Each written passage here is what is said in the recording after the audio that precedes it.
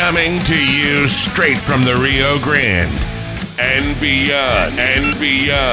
Broadcasting to the four corners of the globe. So grab your seat, your coffee, or your sundowner. Okay, everybody, here we go. On point, as always.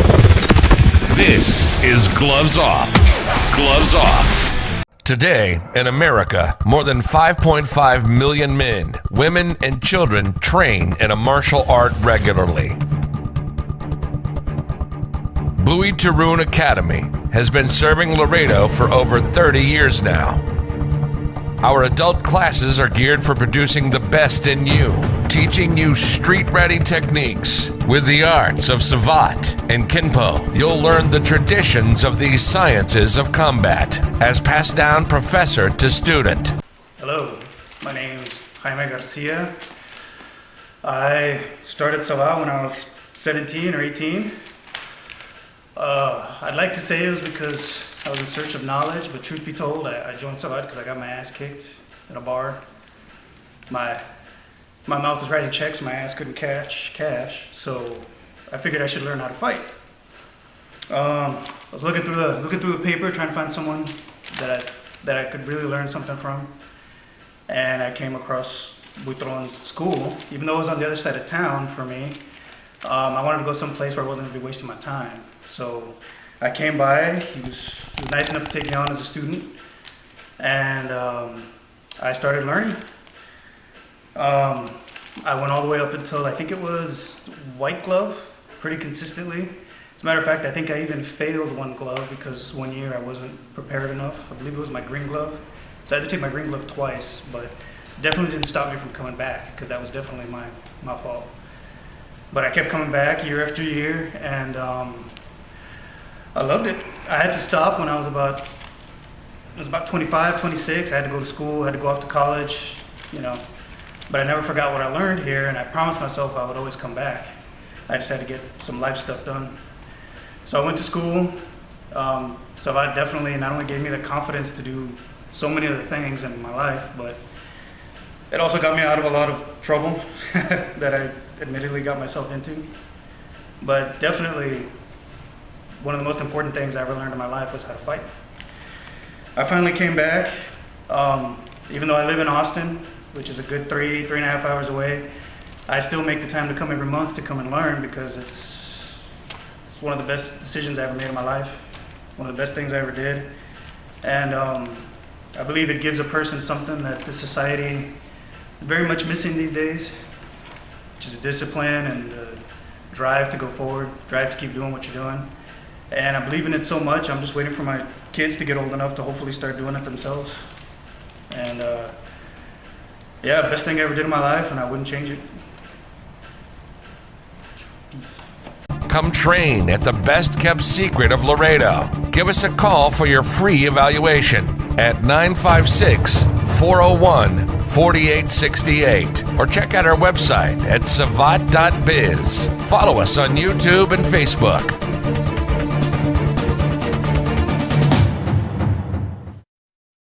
We're back at you in Gloves Off, and I'm here with a great guest, Judge Jesus Trigarza, and we're touching base on a new endeavor that just opened up here. It's Laredo Hispanic Chamber of Commerce, and we'll learn a little bit more about it and what it entails and take it from there. Judge, how you doing? Doing good? Well, yeah. Well, thank you for inviting me. Appreciate it. Thank you very much. Well, number one, no, thank you. Thank you for everything that you've done. Your broadcast, your program that you have, and pushing. And I knew that you were working on pushing forward for small businesses to get together and kind of grow and help each other. Yeah. And you finally did that. Explain to me what the Laredo Hispanic. Well, it was something that we started during the pandemic. Obviously, we're all at home and no activity was going on, and everyone was at home basically. So a few of us got together on and off, and we met. And talked about it. We need to do something because, in fact, one of the reasons we did this in part, Paul, was because you certainly through your whole process of the pandemic, you're also talking about the same issues we were talking about. And that is the issue is that people lost their jobs. Hundreds or thousands of businesses were closed in Webb County and the area. And pretty much everyone was out there for a handout. And I know that's not our way of life, and that's something that I think none of us wanted to do this. I understood government has to do their part, and I'm glad, I'm pretty sure the government came in on certain issues. They took care of people, but they can never recover and give you a job. That's something that we have to, the American system way of life, we need to do that. That's what the private business for, sector's for. So, we started the process, and we ended up coming down to this issue about, well, maybe we should create a chamber of commerce, an association. First it was an association of small businesses, but through the process and through investigation, we realized that we needed to do something a lot more bigger, because if you join a chamber of commerce, you have access to their webinars, their trainings, their organizations, their networking, and you have a lot more offered. And so what we did is, we decided that it was a better fit to do the Hispanic Chamber of Commerce for Laredo. Considering the fact that much of our business is international, the Hispanic community makes up for 96% of the community, and there was a cultural connection to the chamber. But having said that, you don't necessarily have to be Hispanic to be a part of the Hispanic Chamber of Commerce. There are 4 different types of chambers, basically. You got the U.S. Chamber of Commerce, you got the Hispanic Chamber of Commerce, you got the Black Chamber of Commerce, and the Asian Chamber of Commerce, of which all of them can do the same type of work. It doesn't have to be, you don't have to be a particular minority, a particular group. However, because we already had a U.S. Chamber of Commerce in Laredo, we wanted to have more access to more additional webinars and trainings and national recognition. So we thought the better fit was for our community was the Hispanic Chamber of Commerce. Well, that's beautiful. I remember many of us got together with the small businesses, and a lot of businesses are no longer here, and the government did their part. But you know, I'm not talking about the federal government, or because the federal government gave money here, Right, they did. here, and you know, our U.S. congressman brought a lot of money here. Yes, too. we did. But somewhere along the lines, the city of Laredo kind of just funneled it through, and it just kept on funneling it, and Yeah. a lot of the businesses didn't get it, and except. Yeah. And when you looked at it, Judge, if you don't mind me saying, is it kind of felt like if it was the same people getting the same thing over and over and over, and many businesses that were out there were not being helped at all. Of course, the majority of the money went to big business. You know, that's the problem. People in the small business world do not know how many programs exist, either loans or grants or associations there are. Like I said, over 10,000 businesses are in Laredo.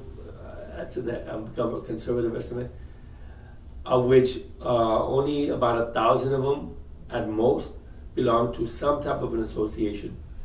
And that leaves you with about 9,000 businesses without an association.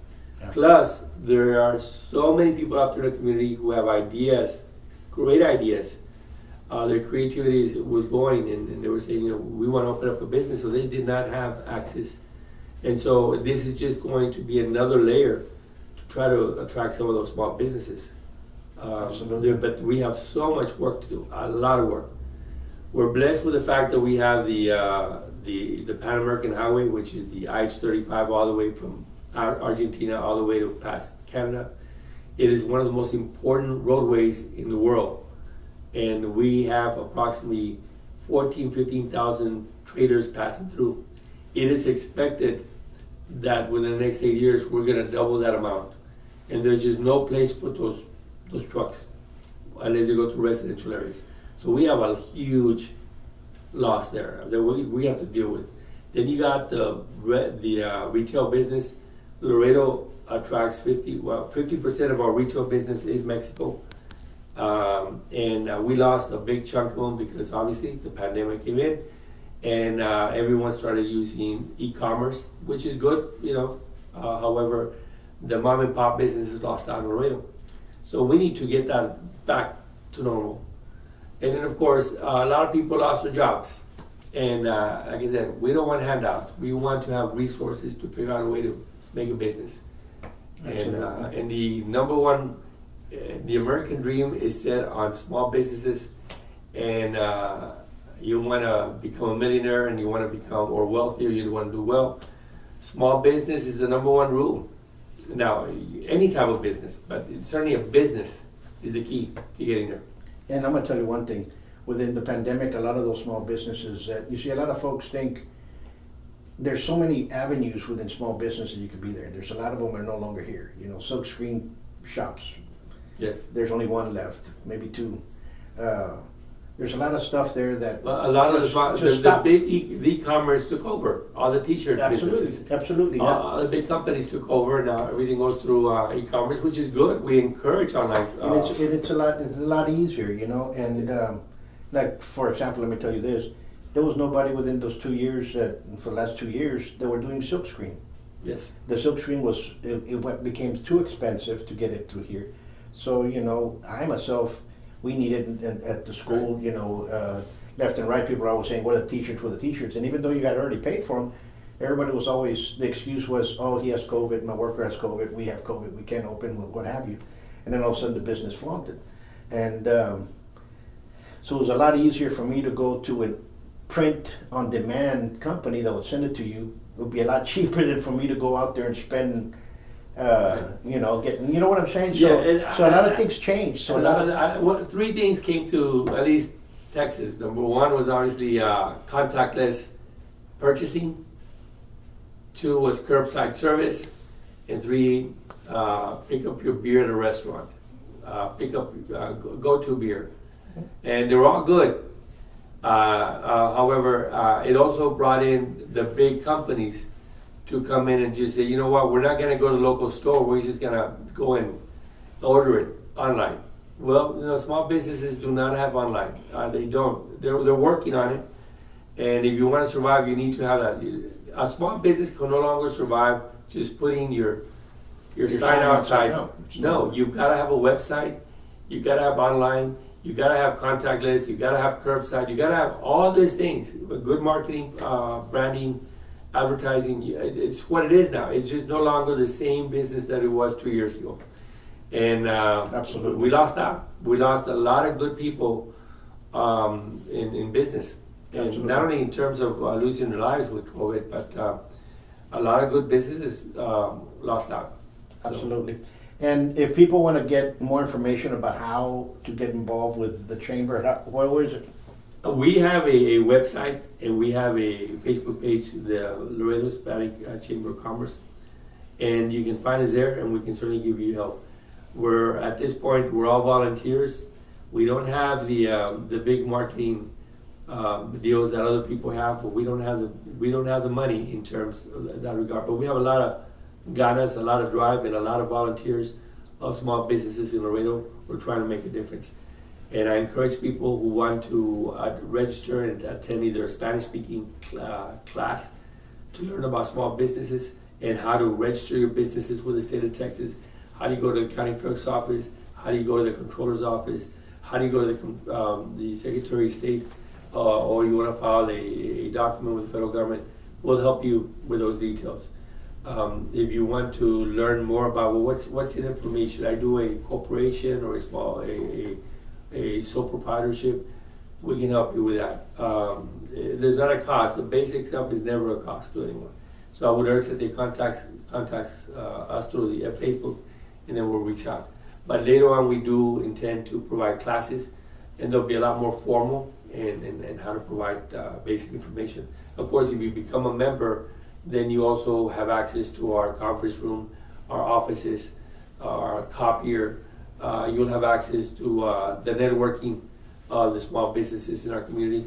And again, I only speak well of big business because big business was there for us many times during the pandemic. Absolutely.